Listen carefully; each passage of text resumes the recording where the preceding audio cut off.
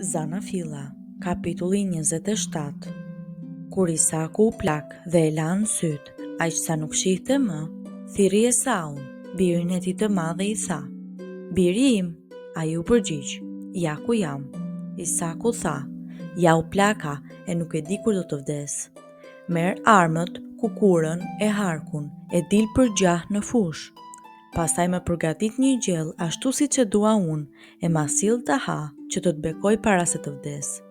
Por Rebeka e dëgjoi Isakun teksa fliste me të birin Esaun, kështu kur Esau shkoi në fush për gjah, ajo i tha të birit Jakobit: "E dëgjova të tatë që foli me Esaun, vëllain tënd, e i tha: Më sill pak gjah e më përgatit një gjell që të ha e të bekoj në praninë të Zotit para se të vdes.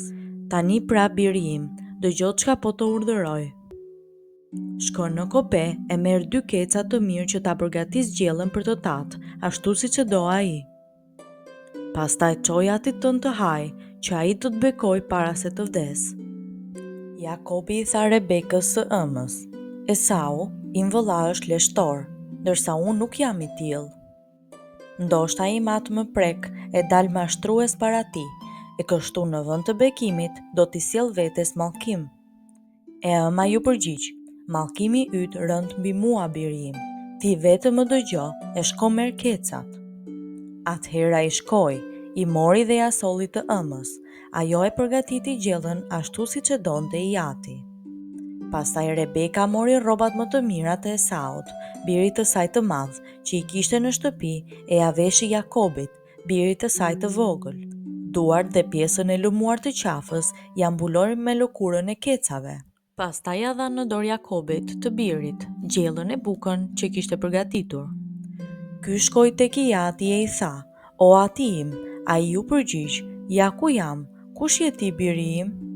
Jakobi i tha të atit: "Jam unë Esau, i parlinduri yt, bëra siç më the, ngrihu pra e ha nga gjahu im, që të më bekosh."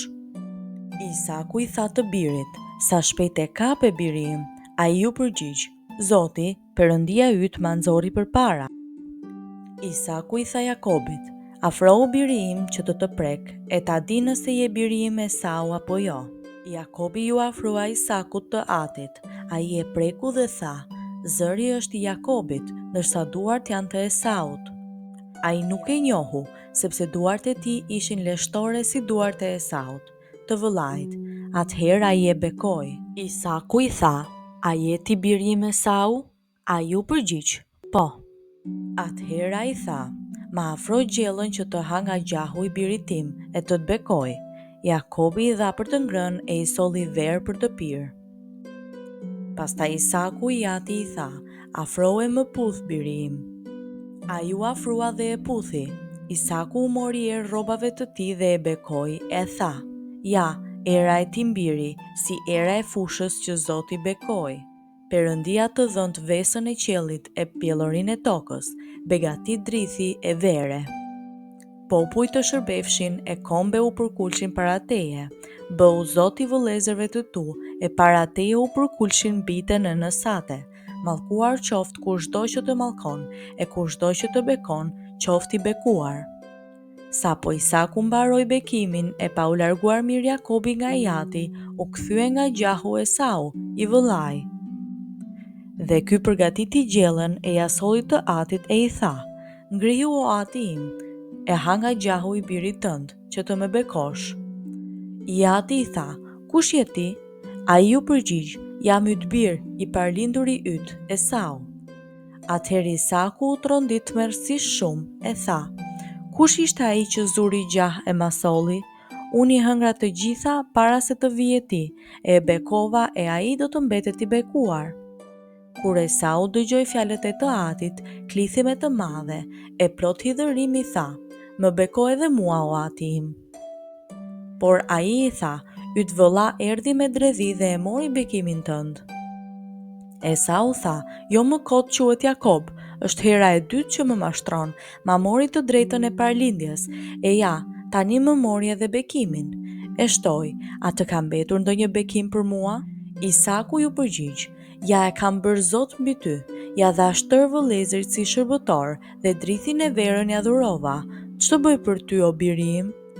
Esau i tha të atit, "Vetëm një bekim paske o ati im, më beko edhe mua o ati im, dhe qau më të madhe." Atëherë Isaku i tha, "Ja larg begatisë së tokës do të banosh, e larg vesës së qiellit të lartë. Prej shpatës do të jetosh, e të vëllai do t'i shërbesh, por kur të ngrihesh, zgjedhën e ti do ta heqësh qafe." Esau e urrente Jakobin për shkak të bekimit që i kishte dhënë i ati, e thoshte me vete, "Ditët e zis për atin tim po afrohen, atëherë do ta vras Jakobin, tim vëlla." Kur i treguan Rebekës fjalët e Esaut, birit të saj të madh, ajo dërgoi njerëz dhe thirrri Jakobin, birin e saj të vogël, e i tha, "Esau, yt vëlla po ngushëllon veten duke menduar të vrasë. Tani biri im më dëgjo, ngriu e ik te Labani, im vëlla në Haran, rri me të për pak kohë, derisa vëllait tënd t'i bjerë zemërimi. Ti kaloj mëria e të harroj çfarë i bëre. Pastaj unë do të dërgoj njerëz e do të marr prej andej. Pse t'ju humbas që të dy në të njëjtën ditë?" Pastaj Rebeka i tha Isakut, "Mu ne verit jeta prej këtyre bijave të Hetit.